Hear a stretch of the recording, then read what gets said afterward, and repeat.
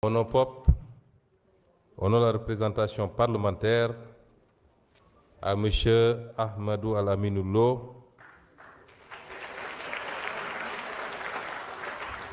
qui hier a été nommé Premier ministre de la République du Sénégal. Je voudrais rappeler que je connais personnellement le Premier ministre du Sénégal, que j'ai fait nommer secrétaire général du gouvernement rattaché à la primature que je dirigeais, et avec lequel j'ai cheminé pendant 1 an et demi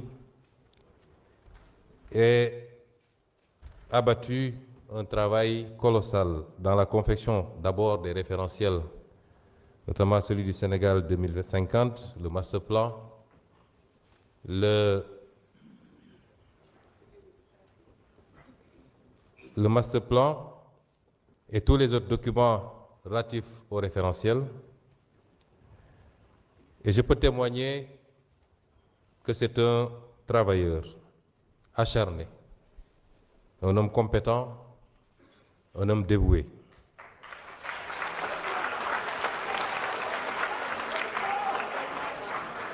Même si par ailleurs, je dois à la vérité que nous avons certaines divergences sur certaines questions, notamment la question monétaire, la gestion de la dette et d'autres questions similaires. Je voudrais dire qu'un gouvernement se forme normalement avec la formation politique majoritaire dans un pays.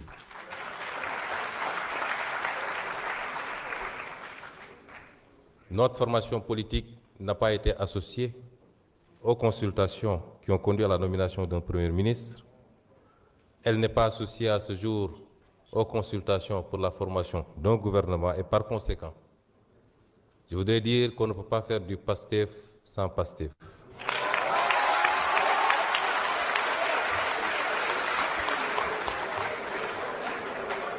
Et la seule référence du socle PASTEF dans un discours n'a pas légitimité du parti PASTEF. Et je voudrais rappeler que les circonstances dans lesquelles cette installation se tient m'amènent à clarifier ces questions.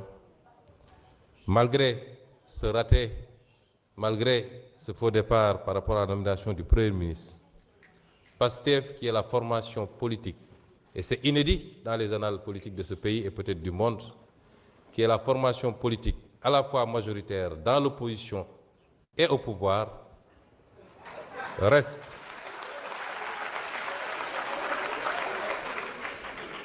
ouvert à une discussion responsable qui met de côté les égos pour trouver les voies et moyens d'une gouvernance apaisée et terminer ce mandat dans les meilleures conditions.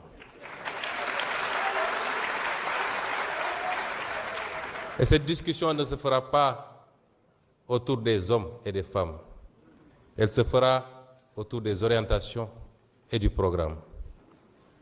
Sur quoi devrons-nous entendre désormais avec l'exécutif? Quels sont les engagements qui ont été pris récemment sur la question liée à la restructuration? Quelles perspectives pour le maintien du pouvoir d'achat et éviter de faire subir aux Sénégalais les conséquences d'une augmentation? Quid de la justice et du jubal jubbanti? Autant de questions qui devront fonder les discussions s'il en est avec le président de la République pour pouvoir envisager de continuer à l'accompagner dans la sérénité, le parti, l'Assemblée nationale, les majorités que nous détenons aussi bien dans l'opposition qu'au niveau de l'exécutif. Et j'en appelle donc au sens du dépassement. On ne peut pas être dans un système d'hyperprésidentialisme au Sénégal aujourd'hui. Et la configuration actuelle en a décidé ainsi. Mesdames et Messieurs les honorables députés, nous voici réunis dans cet hémicycle en un jour 3 fois symbolique. Lendemain de Pentecôte et retour de Popenguine pour les chrétiens, jour de la station et du jeûne d'Arafat et veille de la Tabaski pour les musulmans. Il y a quelques jours encore, j'étais à la tête du gouvernement. Mon bilan y est très précis.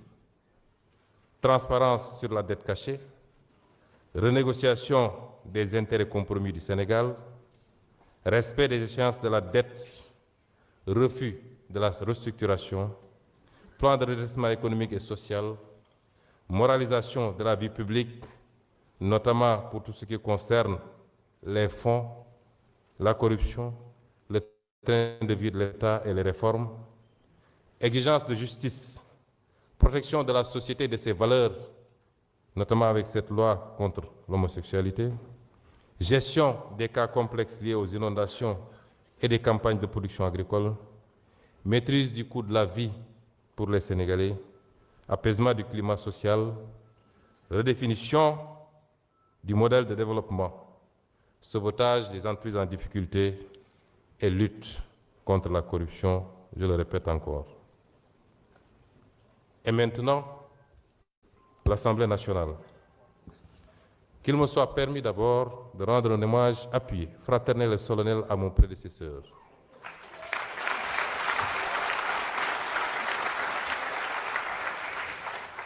À mon prédécesseur, le président Malick Ndiaye.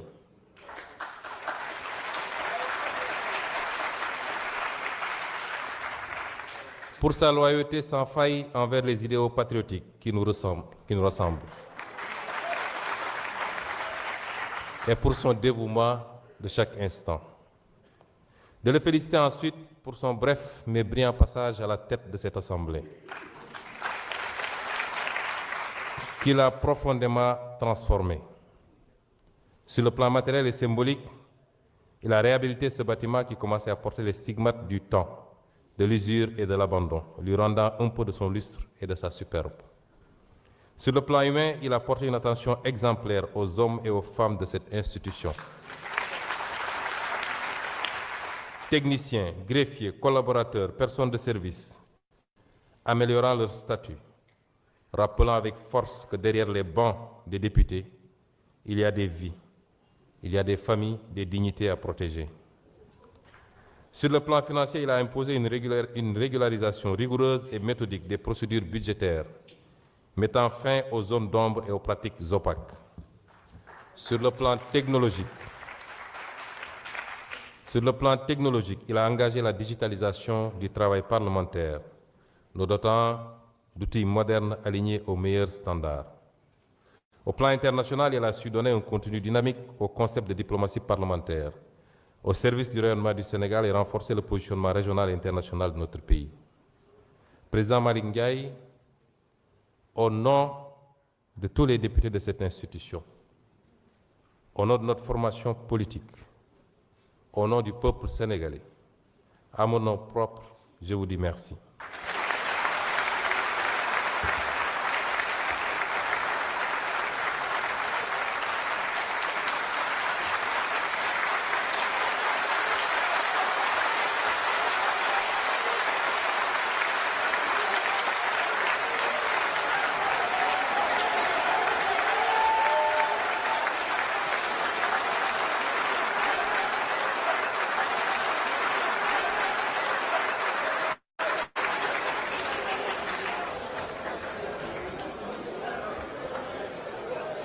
Je remercie également du fond du cœur les députés qui m'ont accordé leur confiance, députés de la majorité, mais plus encore députés de l'opposition qui m'ont accordé leur confiance. Cette confiance me lie. Aujourd'hui, vous me donnez plus que jamais les moyens insoumis et institutionnels de notre rôle de gardien vigilant de notre révolution.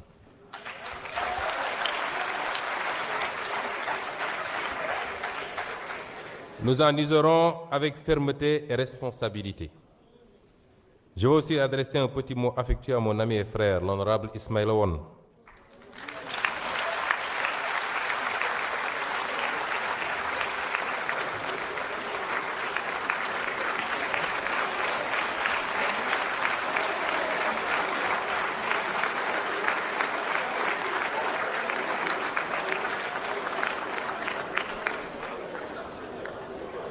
Ismaël, j'ai éprouvé une immense satisfaction de savoir que ça allait être toi, mon suppléant.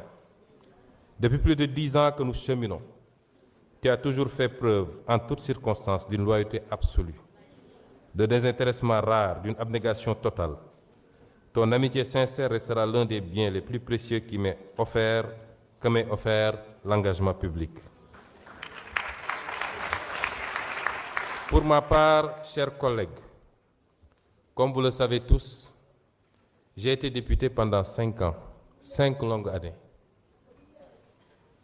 J'ai connu les bancs étroits de l'opposition parlementaire, les joutes oratoires acharnées et parfois l'épuisement du combat solitaire contre des majorités qui confondaient la force du nombre avec la légitimité du droit.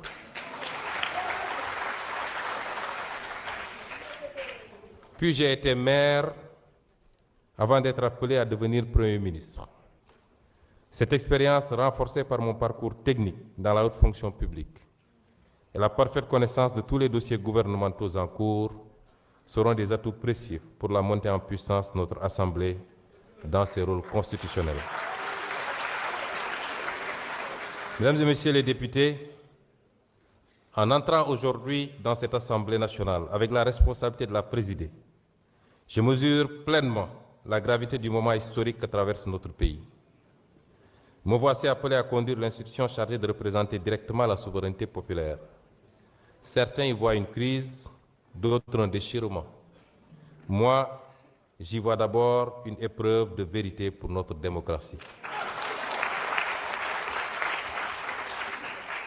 Les peuples ne jugent pas seulement les hommes politiques sur leur victoire.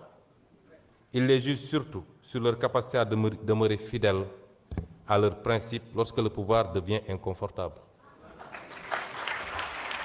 Car il existe une question plus importante que celle de savoir qui gouverne. Cette question est: au nom de quoi gouverne-t-on? Depuis plusieurs mois, notre pays a vu émerger des divergences profondes au sommet de l'État. Elles ont été décrites comme des rivalités personnelles, des conflits d'ambition ou des luttes d'influence.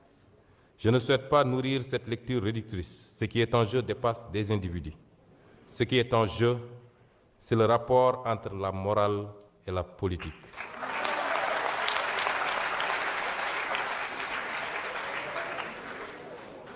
Aristote écrivait dans l'Éthique à Nicomaque que la politique est l'art suprême parce qu'elle a pour finalité le bien commun.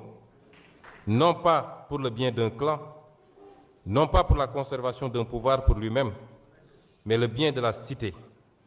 Il rappelait également qu'aucune cité ne peut durer si la vertu disparaît de ceux qui la dirigent. Au Sénégal même, cette question de l'éthique du pouvoir ne nous est pas étrangère. Le président Mamadou Dia rappelait déjà, au lendemain de l'indépendance, qu'aucun projet de transformation nationale ne peut survivre si les dirigeants confondent l'État avec leurs propres intérêts. Pour lui, la souveraineté ne pouvait pas être seulement politique. Elle devait être morale, économique et sociale. Il savait qu'un pays peut disposer d'un drapeau, d'un hymne national et d'institutions tout en demeurant prisonnier de pratiques qui vident la République de son sens. Ce que Mamadou Dia avait compris très tôt, beaucoup de nations africaines l'ont découvert parfois trop tard. Un pays peut survivre à la pauvreté matérielle, mais rarement à l'effondrement de sa morale publique. Une nation ne meurt pas seulement de pauvreté économique, elle peut mourir de fatigue morale. Elle peut mourir lorsque les institutions cessent d'être au service du peuple pour devenir des instruments de confort, de peur et de calcul. Elle peut mourir lorsque les institutions cessent d'être au service du peuple pour devenir des instruments de confort, de peur ou de calcul. Nous venons d'une longue histoire de dissolution africaine. Combien de peuples ont vu des mouvements de libération devenir des appareils de domination? Combien de promesses de rupture se sont dissoutes dans les privilèges, les accommodements et les silences? Combien de révolutions ont fini par craindre la transparence qu'elles réclamaient hier? Saint Augustin, dans la Cité de Dieu, posait une question redoutable. Qu'est-ce qu'un État sans justice? sinon une grande association de brigands? Qu'est-ce qu'un État sans justice, sinon une grande association de brigands? Cette phrase demeure d'une actualité implacable pour toutes les nations du monde. Lorsque la puissance publique cesse d'être ordonnée à la justice, elle ne produit plus la confiance, elle produit la résignation et la colère. C'est pourquoi je veux le dire ici avec gravité. La morale politique n'est pas une décoration destinée au discours de campagne électorale. Elle est la condition de survie des nations. Lorsqu'un peuple perd confiance dans la parole publique, il cesse progressivement de croire aux institutions elles-mêmes. Notre responsabilité historique est immense car notre peuple a beaucoup souffert pour rendre possible la révolution citoyenne par les urnes de 2024. Des jeunes sont tombés, des familles ont pleuré, des citoyens ont connu la prison, la peur et parfois l'exil. Le peuple sénégalais n'a pas porté notre projet au pouvoir pour assister à une simple permutation d'élite.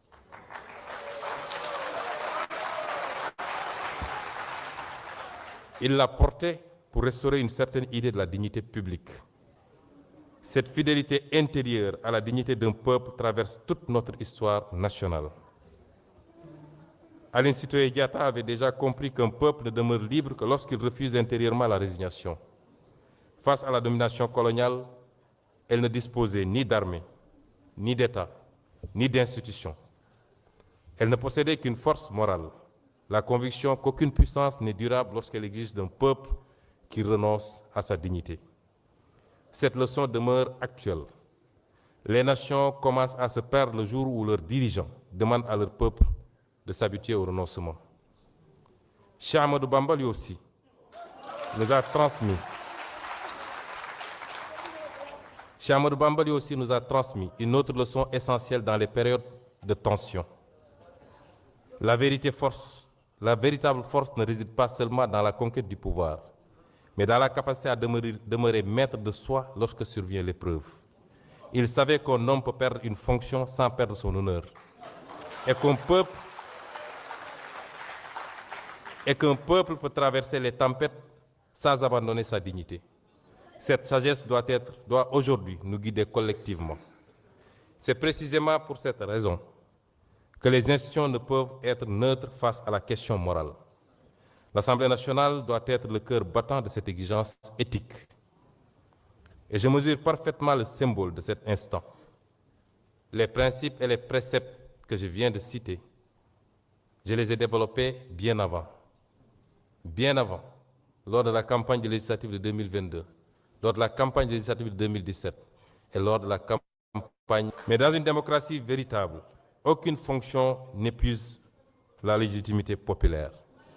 Aucune fonction n'épuise la légitimité populaire. Le peuple demeure la source du pouvoir. Et cette Assemblée, forte de la confiance massive accordée au projet porté par PASTEF lors des législatives du 17 novembre 2024, possède aujourd'hui une responsabilité historique particulière. Je veux rassurer que je n'utiliserai pas cette responsabilité pour organiser le chaos institutionnel.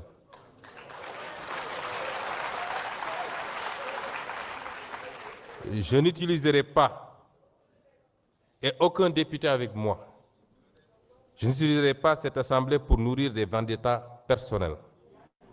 Ce serait trahir notre propre combat. Mais je le dis avec la même clarté, l'Assemblée nationale ne sera pas une chambre d'enregistrement. Elle contrôlera l'action gouvernementale.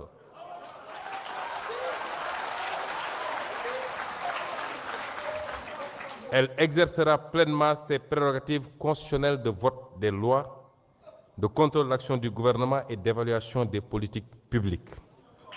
Elle défendra la transparence des finances publiques, la reddition des comptes et la souveraineté populaire. Elle usera de tous les leviers de contre-pouvoir, constitués. Elle usera de manière responsable, mais tout aussi ferme, de tous les leviers de contre-pouvoir constitués selon la gravité des faits et des circonstances. Cette exigence morale ne relève d'ailleurs pas seulement de la philosophie ou de l'histoire politique. Elle est profondément enracinée dans notre propre civilisation spirituelle. Le Coran enseigne qu'Allah vous commande de rendre les dépôts à leurs ayants droit. Et lorsque vous jugez entre des gens, de juger avec équité. Le pouvoir est donc un dépôt, une charge, une responsabilité devant les hommes et devant Dieu. Le calife Omar ibn Khattab craignait d'être tenu responsable. Craignait d'être tenu responsable devant Dieu si une mule trébuchait, faute de route entretenue. Voilà le sens véritable de l'éthique politique. Considérer que chaque injustice ignorée, chaque privilège toléré, chaque renoncement devant la vérité finit par fragiliser toute la communauté nationale. Mes chers collègues, nous sommes entrés dans une nouvelle phase de notre histoire politique. Elle sera difficile. Elle sera traversée par des tensions, des tentatives de division et des pressions multiples. Mais elle peut aussi devenir un moment de maturation démocratique. Le Sénégal doit montrer à l'Afrique qu'une crise politique peut être affrontée sans haine, sans violence et sans effondrement institutionnel. Nous devons prouver qu'un peuple africain peut débattre fermement sans détruire son propre État. Nous devons démontrer que la fidélité aux principes est plus forte que les calculs de circonstances. Je tends la main à tous les députés de cette Assemblée, majorité comme opposition. Car au-dessus des appartenances partisanes, il existe une exigence supérieure, celle qui consiste à préserver la République. Et l'histoire retiendra moins les postes occupés que les principes défendus dans les moments décisifs. Et dans ces moments-là, la seule véritable question est toujours la même. Lorsque le pouvoir nous met à l'épreuve, choisissons-nous le confort ou la vérité? Pour ma part, je continuerai de choisir la vérité. Vive l'Assemblée nationale, fière, rénovée et debout. Vive la République du Sénégal, une, indivisible, éternelle. Je vous remercie pour votre attention.